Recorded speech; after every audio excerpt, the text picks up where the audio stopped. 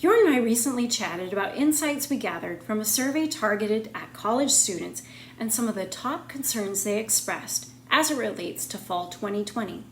These survey results launch us into a conversation about how the website is now essentially the new equivalent of campus life, and we talk through tactics that colleges may want to employ to help their current and incoming students better navigate the uncertainty and the unknown that fall term holds. We also touch on how different learning styles may benefit from asynchronous or hybrid learning environments and how some age-old maxims still apply to these contexts.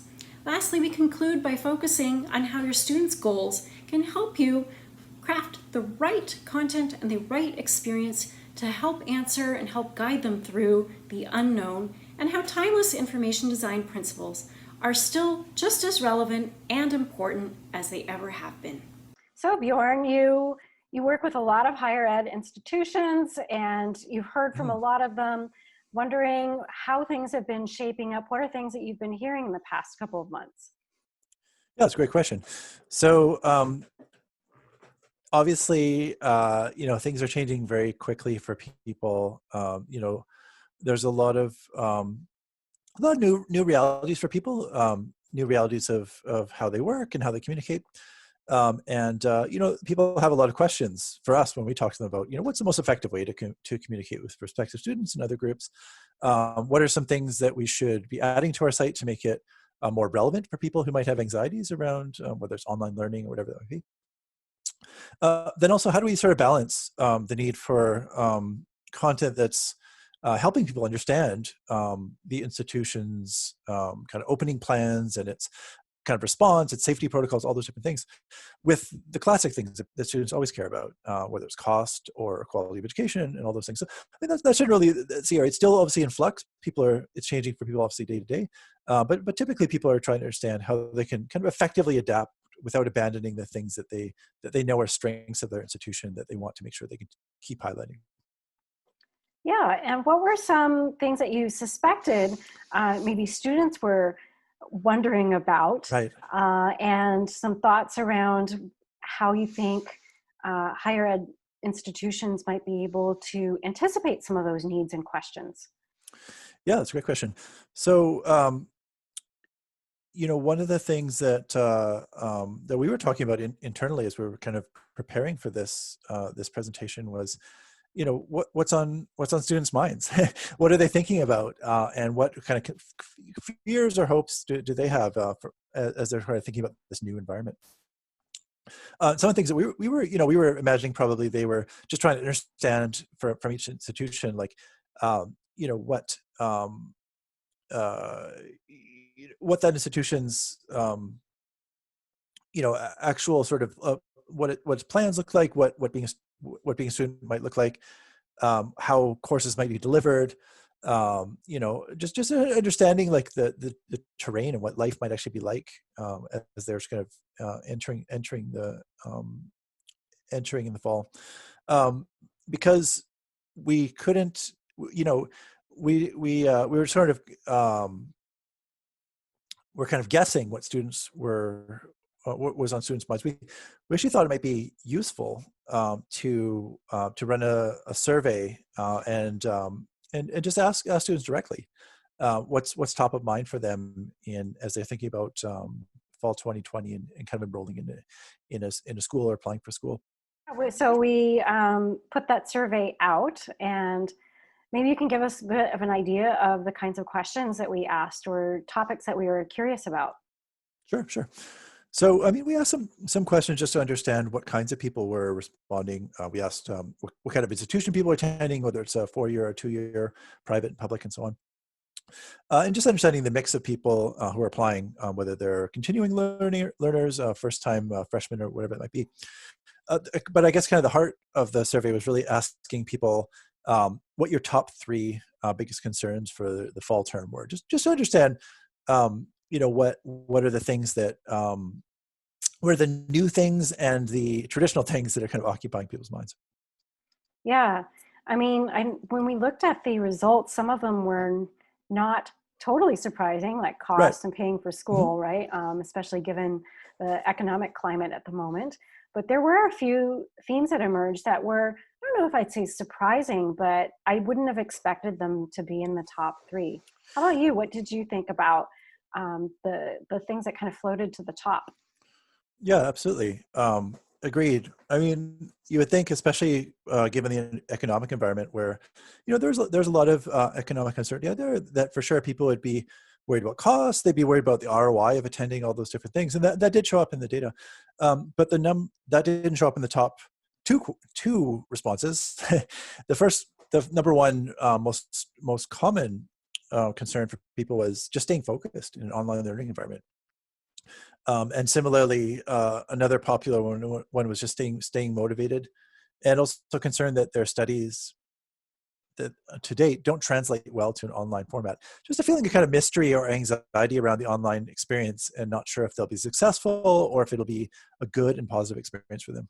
Yeah, I thought it was interesting that three themes that were very much related to each other were in sort of like that top five, Mhm. all sort of in that general vicinity. So we had staying focused in an online learning environment, but also staying motivated and then just being disconnected.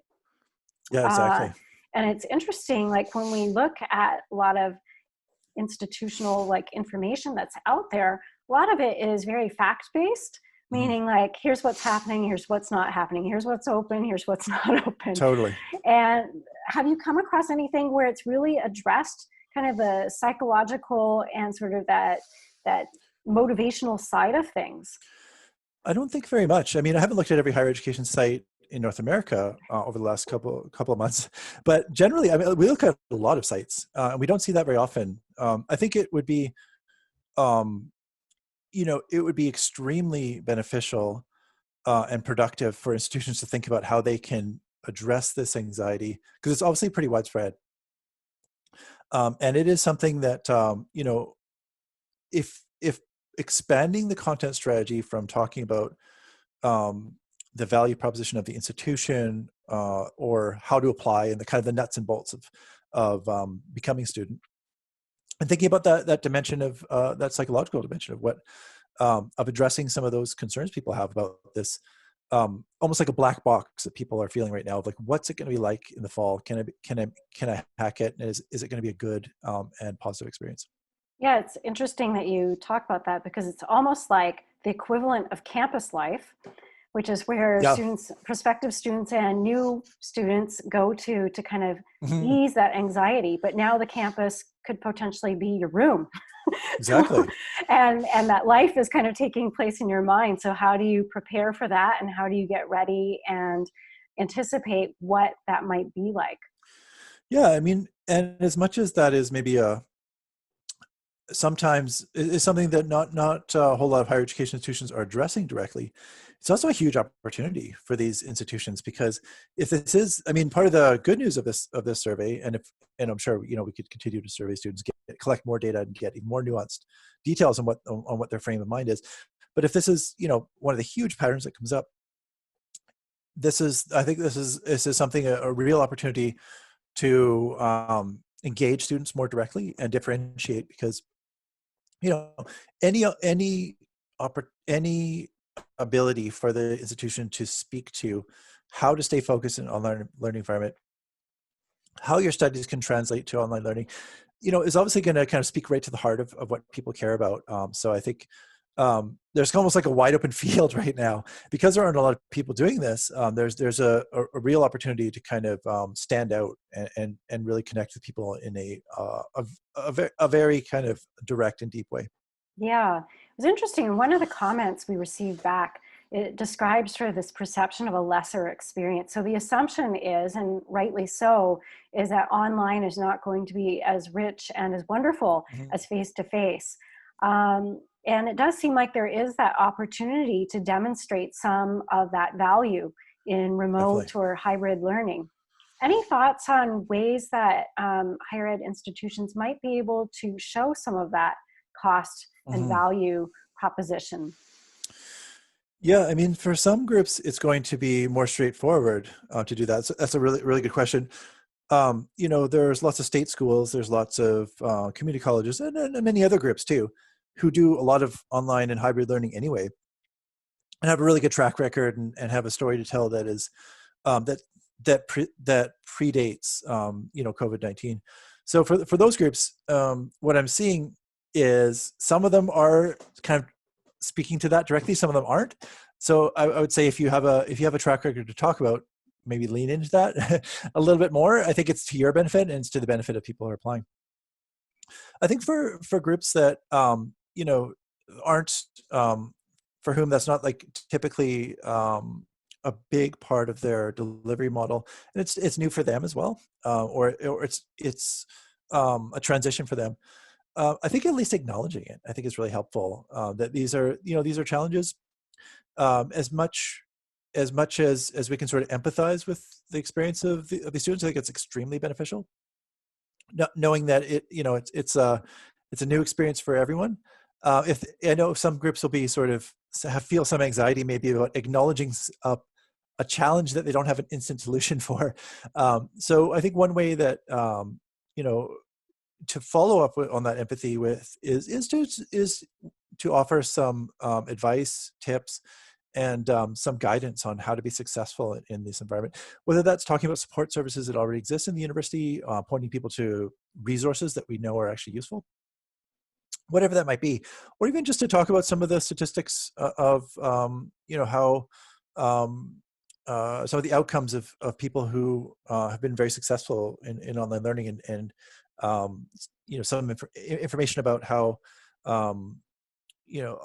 how online learning can be as effective as a delivery model. It can be an effective delivery model for students as well. Yeah, for sure. And thinking back to like some of the anxiety around motivation and that online component, and people kind of coming to terms with that, I think there's an opportunity to demonstrate how asynchronous learning can help kind of offset or maybe alleviate some of those anxieties, because it's way more flexible. Yep. And so you don't have maybe that same pressure that you would have face-to-face, and perhaps could even allow certain students to feel like it's more advantageous for their learning, whereas face-to-face might have a different experience, but could be not quite as flexible for their where they're at or how they like to learn too. Yeah, that's a great point about learning styles. I mean, the research, like I know there's lots of research, not just in education, but just in general, in psychology and other fields, that shows the ability for particularly people who kind of are classified as introverts to have a little bit of time to respond to something and not have to respond to something in the moment. Often has a huge benefit, can help people respond more meaningfully, have a more quality, confident response, and feel like they have the adequate time to really think through a subject before they answer. So there might be, not that we're trying to spin this COVID-19 situation as advantages only, but I think there's something to that. Like a lot of people thrive in an asynchronous environment because it gives people a chance to really grapple with the material, think it through, sometimes even see other responses from other students, and really kind of come up with a really well thought through response that is a good fit with their learning preference. Yeah, it's interesting because I think perhaps like the field for discussion is more level then. And so instead of just hearing certain voices, you have the potential of hearing lots of voices. And that transparency could offer up a very rich learning experience. And then perhaps likewise, the transparency in showing those different types of ways of delivering course material could also maybe act as a way to offset some of that anxiety. So it's not just a future of Zoom calls where it's one way, being pushed, which could potentially be their nightmare or what they're dreading. But that, there's opportunities for discussion, there's opportunities to bring a lot more things into the classroom and have more of a chance for conversation with their peers and with their instructors too. Yeah, I think there's a bit here of like similar kind of advice that you might give somebody when they're thinking about how can I highlight my campus or the educational kind of the facilities and the amenities and so on of the educational experience, I think there's similar advice of like show not tell. If it's possible to kind of give people a little bit of a demo or a little bit of understanding of what life is like as a learner in this environment, I think it's really valuable. I think for a lot of people, we can say we can tell them we're using Canvas or Blackboard, or they don't know what that means. And until we can actually maybe show them a little bit of a walkthrough of what it might be like to study there, and help them understand, what life might be like as a student, and how you're kind of how the institution engages you, how you're supported, all those different elements. Yeah, I definitely hear you on that. Like showing would be very wonderful Yeah, to kind of demonstrate these things that might be abstract in principle. totally. And probably there's opportunity. I mean, you see with museums and other types of institutions, they're getting Hmm. very creative in terms of how they're guiding people through what is normally a tour. Hmm. And so even like campus tours and things like that, there could be an opportunity of showing some of that, even though students might not be able to go and visit quite yet, giving them something to kind of pin and look forward to and know what to expect once they're able to resume having those in-person classes and live on campus and all those wonderful things too.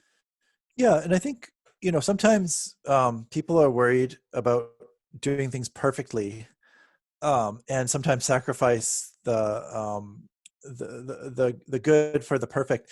And I think even the ability to thoughtfully consider this question of how can we show people what it's like to be a learner now is going to be appreciated. Maybe we can't show people slick demos of what it's like to be a learner right now, or like try Blackboard or a demo account or something. Just anything we can do to help them kind of understand that, first of all, this is actually, we care about keeping you focused. We care about ensuring you make a smooth transition to online learning.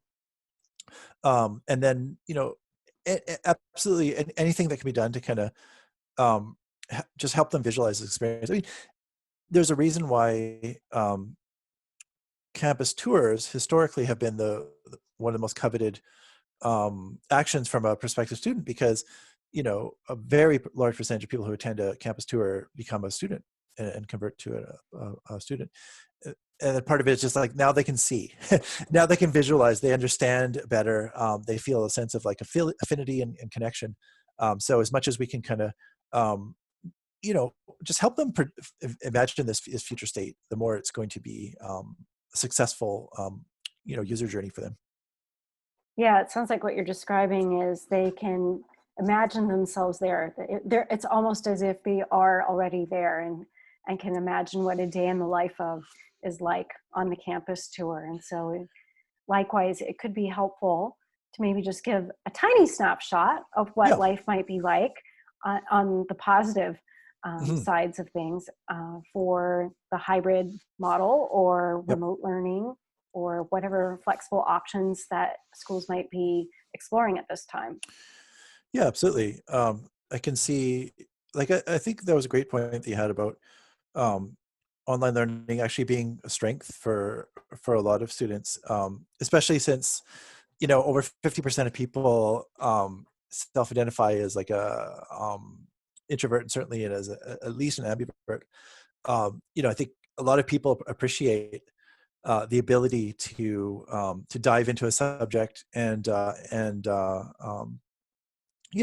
think that in general, I think a lot of people, um, you know, a lot of people thrive in the online learning environment more than they think they would. So it seems like a lot of institutions are doing their very best to try and be communicative and transparent with where they're at in the process and what they're expecting, and kind of helping people come to terms with what does this mean for me right now. Mhm. Uh, most sites don't seem to have been designed for the situation Yes. in mind. We designed for a world where you Sure. might have an It's all emergency new. alert, and it Yep. would be a few sentences and then it'd point you to like one information notice. But most designs did not design for something where you might have to build essentially a microsite to address Mhm. an evolving situation. For sure. Curious about your thoughts on what you're seeing in terms of the content that's being published right now around COVID and how schools are handling the situation and kind of doing that expectation setting. Yeah, it's a great question. So it definitely seems like, you know, obviously there's naturally going to be a period of time when people need to be reactive. It's a new situation. They need to come up with a lot of accurate and targeted content in a really fast time frame. And I think in the first, few weeks after like early March, I think, I think everyone is in the same boat. Students were trying to understand this new environment. School administrators, admissions officers were trying to understand this new environment. So just getting the information online was the best they could really do at that point. But I think at this point, everybody knows that coronavirus exists. It's out there. Having a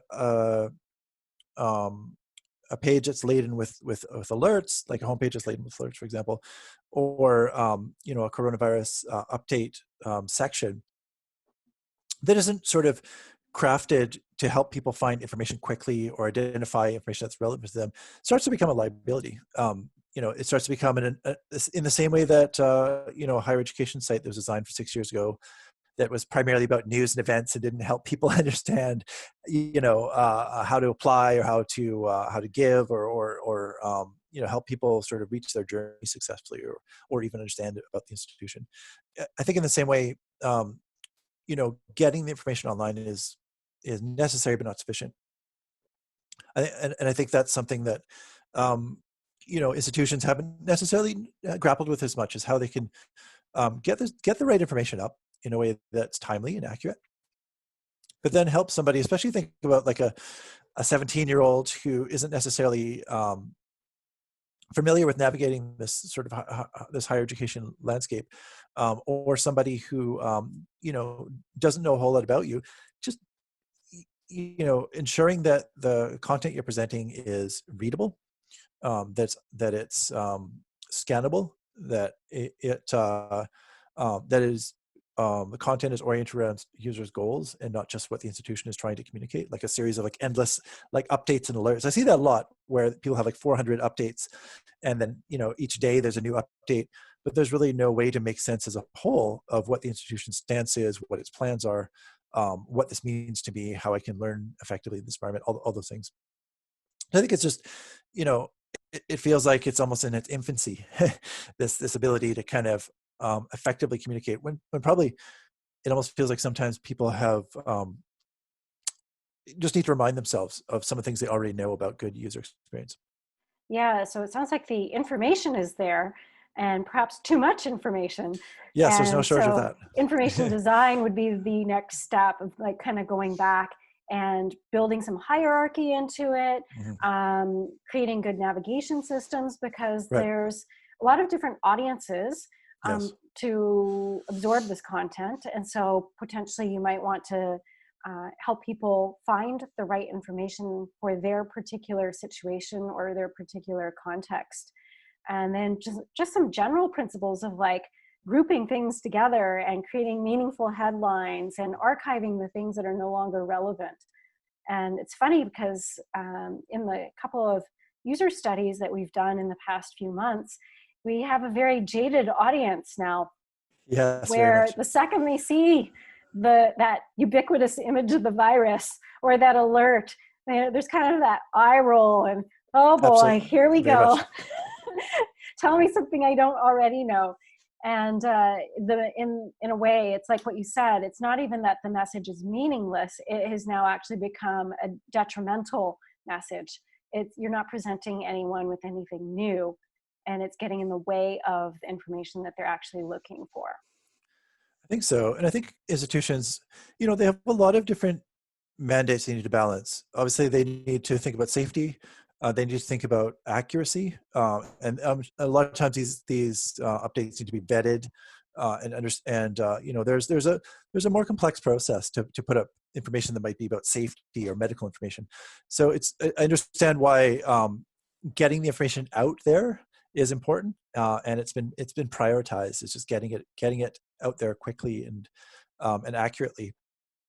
But it might be time to, if the institution hasn't already, maybe get the UX designer or the information architect or your content strategist more in the mix of how to, like you say, Laura, how to take this content that is valuable and useful, and make sure that it is like you say, clear, that it's easy to find and filter down to the information that's relevant just to you, and also that it's, if you're presenting updates as well as kind of user goal oriented content, like content for parents or content for prospective students and staff, finding ways to balance that, so that not every page starts with a coronavirus update at the top.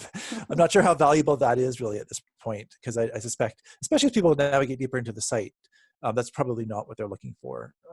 They're looking to be able to find that information when they need to, but to have it have the appropriate weight, so it doesn't overwhelm the content that they're really looking for. Yeah, and going back to one of the earlier things that you talked about is showing, not telling. And something I've noticed with a lot of the information that's out there, it's largely text-based and very long blocks of Yeah. text. Any thoughts or suggestions on how higher ed can do a better job of formatting or presenting that kind of content, or expanding maybe their definition of content? Yeah, it's a great question. I mean, I think, a lot of times people think about design as being primarily about color or imagery and things like that. And it might be quite challenging for folks to think about how to take their coronavirus update page and make it more appealing or more um, kind of digestible through imagery, because coming up with the same graphic of the round coronavirus is probably not really gonna do it. So maybe a more effective way of making the information scannable, clear, chunked, and digestible. Yeah, I think clear headlines, even like basic techniques like accordions, search filters, the ability to kind of maybe you have a clear visual hierarchy that makes it, that sort of puts a background behind sort of more important information, so that people kind of know what to look at and how to look at it. I think that there's a lot of points that have been known in user experience for a long time, and applying some of those principles in the same way that you would 100% apply them to your academics page or program page. I think it's what the solution is known. It's just a matter of applying that same lens to this information, because without that, it in a way, because this information is so important and it's so relevant and potentially relevant to people's safety, that almost places more of an onus to make this information digestible, because if this information is important for people's safety, and if it might help lower their anxiety, so it's extremely sort of vital information, you want it to be easy to read. You want it to be easy to find. You don't want people to miss a piece of it. You want people to be able to get it right away. And the longer it is, the harder it is to read, the more likely it is people are to miss important stuff.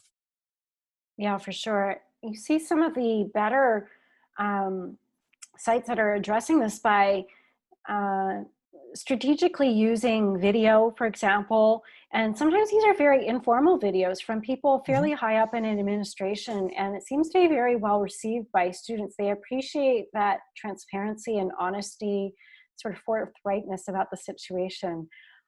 In other cases, some of the sites, they're looking ahead, like they're giving people, um, again, kind of talking about what a theme that I brought up earlier, something to look forward to. So like performances that are scheduled for next year, or research is resuming, or there's a virtual theater performance coming up. Just little things that uh, isn't just, you must wear a mask on campus, please wash your hand, like we'll be using this Yeah. tool. Just those experiential qualities that maybe speak to a little bit of students' concerns around missing out on all of the activities that a campus is known for. And so kind of recreating that feeling of community kind of that it's more than just the classes you're taking. If that Mm, makes sense. that makes a lot of sense. Yeah, I mean, absolutely. I guess it's interesting you say that, because a lot of the examples you cited of, the kind of meat and potatoes information about, COVID-19 response, like, wearing a mask or cleaning protocols. I think, let's be honest, a lot of people know that stuff by now. It's not, and I think most people assume that a higher education institution is going to be doing those things. So I think that certainly didn't come up as a top concern for people, or top anxiety for people. Um, I think you're absolutely right that a lot of the information that people are providing about the the kind of institutional response to make the environment safe or hospitable. So it's all useful and good, but a lot of it's redundant. People already know that stuff, and they kind of expect it. That's kind of like table stakes. And agreed that um, you know people, they want to feel that sense of sort of life and community, and that feeling that they're choosing to attend a specific institution, um, maybe because partly for their career goals, but also partly because it's an experience that they're looking forward to, that it's a sort of they're joining a new community, and they want to sort of engage with that community in more than just a transactional way. And yeah, I totally agree. Yeah, and you were talking a little bit about like the meat and potatoes stuff. Right. And I think something to bear in mind is the usual sort of meat and potatoes stuff that Yeah. students are looking for is still as important as it Mhm. was before. So these are Definitely. things like, tuition and the quality of instruction and sort of that value. What are some things that you think schools should not lose sight of Mhm. in the midst of trying to quickly course correct and adjust to these evolving circumstances? Yeah, that's a great question. Well, I mean,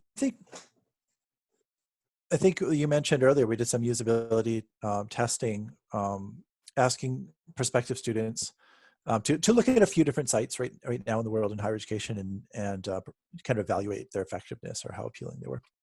And they all had sort of coronavirus updates at that time, all on the top of them, and everyone had the same reaction. Universally, it was like, oh, okay, yeah, I kind of knew that. Now, what I want to know is, how much does it cost? When can I get in? What are the unique attributes of this program or this institution that are worth me paying attention to? Tell me about your curriculum, your educational quality. So I think all those things are really, really important. In some ways, not to say they're more important, but I think students are looking very carefully at specific aspects of an institution that matter maybe more now than ever. Like affordability is the huge one.